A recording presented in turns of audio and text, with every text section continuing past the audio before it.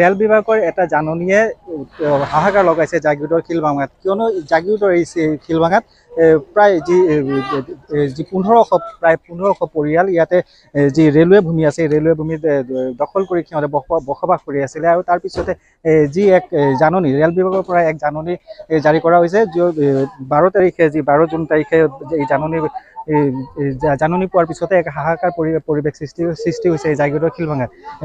কিয়নো এই জাগিৰোডৰ শিলভাঙাত যি ৰেলৱে ভূমি আছে, ৰেলৱে ভূমিত বেদখল কৰি তেওঁলোকে বসবাস কৰি আছিলে। প্ৰায় 30-35 বছৰ ধৰি যি প্ৰায় 1500 পৰিয়াল ইয়াতে বসবাস কৰি আছিলে। তাৰপিছতে দেখা গৈছে যে যি ৰেল বিভাগৰ পৰা জাননী পোৱাৰ পিছতে এক হাহাকাৰ পৰিৱেশ সৃষ্টি হৈছে। আৰু তাৰ দেখা গৈছে যে এই উচ্ছেদ অভিযানৰ এক জাননী প্ৰেৰণ কৰা হৈছিলে। আৰু তাৰপিছতে দেখা গৈছে যে যি লোকসকল আছে, লোকসকলে প্ৰায় বৰ্তমান যি 70% লোক ইতিমধ্যে জাননী পোৱাৰ পিছতে তেওঁলোকে ইয়াৰ পৰা ত্যাগ কৰিছে, এই স্থান ত্যাগ কৰিছে। কিন্তু তাৰপিছত দেখা গৈছে যে কিছু সংখ্যক লোক ইয়াতে বসবাস কৰি আছে, কিয়নো যিহেতু ছাত্ৰ ছাত্ৰীসকলৰ পৰীক্ষা চলি আছে। আৰু এই পৰীক্ষাৰ বাবে তেওঁলোকে যি 30 জুন তাৰিখলৈকে তেওঁলোকে সময় বিচাৰিছিলে প্ৰশাসনৰ পৰা। কিন্তু ইতিমধ্যে জিলা আয়ুক্তগৰাকী স্থানত উপস্থিত হৈছে, আৰু উপস্থিত হোৱাৰ পিছতে তেওঁ যি স্থানীয় লোকসকল আছে, সেই স্থানীয় লোকসকলৰ লগত এক আলোচনাত মিলিত হৈছিলে। আৰু তাৰপিছতে দেখা হৈছে আয়ুক্তগৰাকীয়ে কিছু সকাহ দিছে তেওঁলোকক। আয়ুক্তগৰাকীৰ লগত আলোচনা হৈছে কি কেনেধৰণৰ? মই যিটো জানিব পাৰিছোঁ, আয়ুক্তগৰাকীয়ে এনেধৰণৰ কৈছে যে ঠিক আছে, যদি ল'ৰা ছোৱালীৰ পৰীক্ষা আছে তা আমি ইয়াৰ বিষয়ে চিন্তা কৰিম, আমি এটা শিবিৰৰ ব্যৱস্থা কৰিম আৰু সেই শিবিৰত নি ৰাখিম পৰীক্ষালৈকে। এই কিমান লোক আছে ইয়াত? ইয়াত প্ৰায় আপোনাৰ 1500 ঘৰ আছে, প্ৰায় 10,000 পৰা 12,000 মানুহ আছে, পপুলেশ্যন আছে। এই কেনেধৰণৰ এতিয়া পৰিৱেশ ইয়াত? পৰিৱেশ ভাল। আমি ৰেলৱে মাটিত থাকিব বিচৰা নাই। আমাৰ মানুহখিনি নিজে নিজে ওলাই গৈছে, আপোনালোকে চাইছে নিজে নিজে। আজি 3-4 দিন ধৰি তেওঁলোকে ওলাই গৈ আছে, প্ৰায় 80%-90% মানুহ ওলাই গ'ল ইতিমধ্যে। আৰু যিখিনি আছে সেই মানুহখিনি ল'ৰা ছোৱালী যিহেতু স্কুলত পৰীক্ষা চলি আছে, সেই হিচাপে আমি আয়ুক্তগৰাকীক আমি দাবী জনাইছিলোঁ, অনুৰোধ কৰিছিলোঁ যে আমাক কমচে কম 30 তাৰিখলৈকে এটা সময় দিয়ক। আমি 30 তাৰিখৰ পিছত আমি নিজে নিজে যিখিনি 10% বা 20% থাকিম সেই মানুহখিনি ওলাই যাম। কিন্তু অতি পৰিতাপৰ বিষয় যে যাতে আমাক তেওঁলোকে মাহিমাৰ চকুৰে নাচায়, আমাক মানে শুদ্ধভাৱে চায়, আমি যাতে সকলো জনগোষ্ঠী আছোঁ ইয়াতে, যাতে উচ্ছেদ কৰক, আমি ইয়াত দ্বিধাবোধ নকৰোঁ। উচ্ছেদক আমি বিৰোধিতা নকৰোঁ। আমি সহায় কৰি আছোঁ, প্ৰশাসনক যিমান পাৰোঁ আমি সহায় কৰি আছোঁ, ৰাইজৰ লগত আমি লাগি আছোঁ, সহায় কৰি আছোঁ আৰু সহায় কৰিম, যিমান দিনলৈকে আছোঁ সহায় কৰি যাম। কিন্তু যাতে সকলো জাতি জনগোষ্ঠীকে এভেকশ্যন কৰে, যিটো ৰেলুৱা মাটি, এনে ৰেলৱেত যিখিনি মাটি আছে যাতে সকলোকে এভেকশ্যনখিনি কৰে, তেনেহ'লেহে আমি আনন্দিত হ'ম। নহ'লে আমাৰ মনত দুখ পাম যে যাতে আমাৰ এটা জাতিক টাৰ্গেট কৰি যাতে নকৰে, তাৰ কাৰণে আমি জিলা প্ৰশাসনক, অসম চৰকাৰক অনুৰোধ কৰিছোঁ। বৃহৎ সংখ্যক লোক ইতিমধ্যে ইয়াৰ পৰা স্থান ত্যাগ কৰিছে। হয়, বহুত মানুহ ওলাই গ'ল, অলৰেডি 80-90% ওলাই গ'ল। এতিয়া মানুহ নায়ে, খালি ঘৰ বাৰীখিনি আছে, এইখিনি লৈ গৈ আছে তেওঁলোকে। আজি 4 দিন হৈ গ'ল এই বতৰ বৰষুণৰ দিনত, যদিও বানপানীও দেখা দিছে, এই সময়তো কিন্তু মানুহখিনি ওলাই গৈ আছে। লগতে আৰু এটা পৰিতাপৰ বিষয় যে আমাৰ যিখিনি মানুহ অলপ মানে মাটি বাৰী গাঁৱে ভূঞে লৈছিল, কিন্তু এই মানুহখিনিক মানে এই গাঁৱৰ মানুহখিনি তুচ্ছ তাচ্ছল্য কৰিছে, মানুহখিনিক সোমাব দিয়া নাই। তাৰ কাৰণে আমি প্ৰশাসনক অনুৰোধ কৰিম যাতে গাঁৱৰ মুৰব্বীক যাতে কৈ দিয়ে, যিহেতুকে আমি এই দেশৰ নাগৰিক, আমি ভাৰতীয় হওঁ, যাতে আমাৰ মানুহখিনিক তুচ্ছ তাচ্ছল্য নকৰে। আমি ইয়াৰ ঠাই ভোটাৰ হওঁ।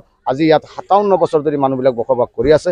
আমি আজি ইয়াত জন্ম লৈ আজি বুঢ়া হৈ গ'লোঁ, প্ৰায় মোৰ 51+ বয়স, ইয়াত বুঢ়া হৈ গ'লোঁ। গতিকে তাৰ বিষয়ে অনুৰোধ কৰিম যাতে আমাৰ মানুহখিনিক এলাই পেলাই নকৰি, যিখিনি মানুহ আমাৰ মাটি বাৰী গাঁৱে ভূঞে লৈছে, সেই মানুহখিনিক যাতে এটা সুবিধা কৰি দিয়ে, গাঁৱৰ মুৰব্বীক কৈ বা ভিডিবিক কৈ, গাঁওবুঢ়াক কৈ যাতে সুবিধা কৰি দিয়ে। বতৰ বৰষুণৰ সময়ত, বানপানীৰ সময়ত যাতে তেওঁলোক এলাই পেলাই নকৰে। কিহৰ কাৰণে তেওঁলোকক সোমাব দিয়া নাই গাঁৱত? কিহৰ কাৰণে সোমাব দিয়া নাই এইটো কিন্তু আমি গম পোৱা নাই। এই বিষয়ে আমাক অৱগত কোনো কৰা নাই, বা কোনো মুখীয়াও এনেকৈ অৱগত কৰা নাই, বা প্ৰশাসনৰ পৰা আমাক এনেকৈ কোনো অৱগত কৰা নাই যে এই বিষয় লৈ।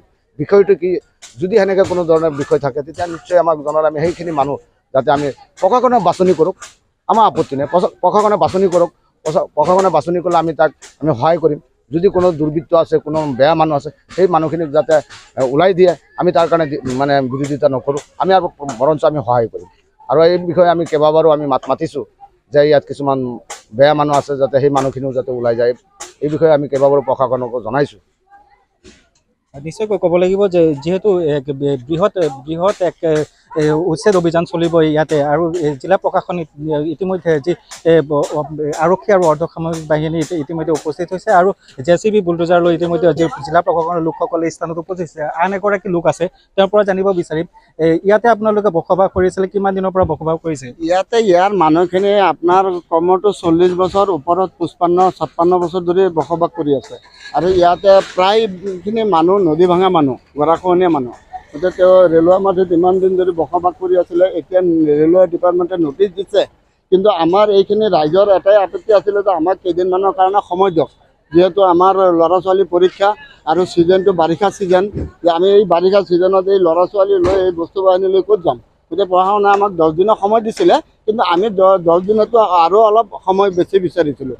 গতিকে আমি এতিয়াও দাবী জনাওঁ, আমাৰ মানুহখিনি প্ৰায় গুচিয়ে গৈছে। আপোনালোকে দেখা পাই আছে গাড়ী অলৰেডি লোড হৈ আছে, পুৰা গাড়ী লাইন লাগি আছে, গতিকে গাড়ী সোমাব জেগা নাই। গতিকে এতিয়া যদি আজি বুলডোজাৰ লগাৰ কথা আছিলে, যদি লগায় তেতিয়া মানুহখিনি যোৱা মানুহখিনিক আৰু এনে হাৰাশাস্তি এটা কৰা হ'ব। গতিকে যোৱা মানুহখিনি প্ৰায় গৈছেই, আৰু বাকী যিখিনি মানুহ আছে সেইখিনি যাতে মাল বস্তুখিনি ভালকৈ লৈ যাব পাৰে, তাৰ কাৰণে আমি প্ৰশাসনক অনুৰোধ জনাইছোঁ যাতে নিবৰ কাৰণে আমাক ৰাইজৰ সুবিধাখিনি দিয়ে প্ৰশাসনে।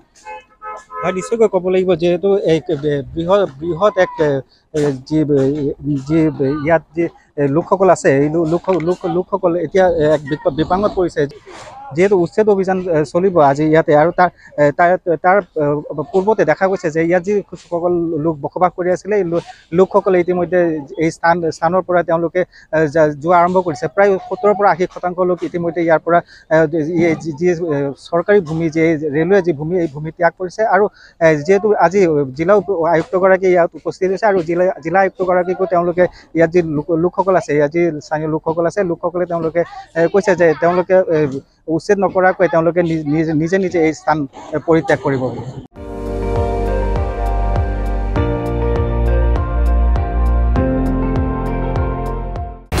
আপুনি চাই আছে ND24, সৰ্বশ্ৰেষ্ঠ নহয় সৰ্বোত্তমৰ দৌৰ।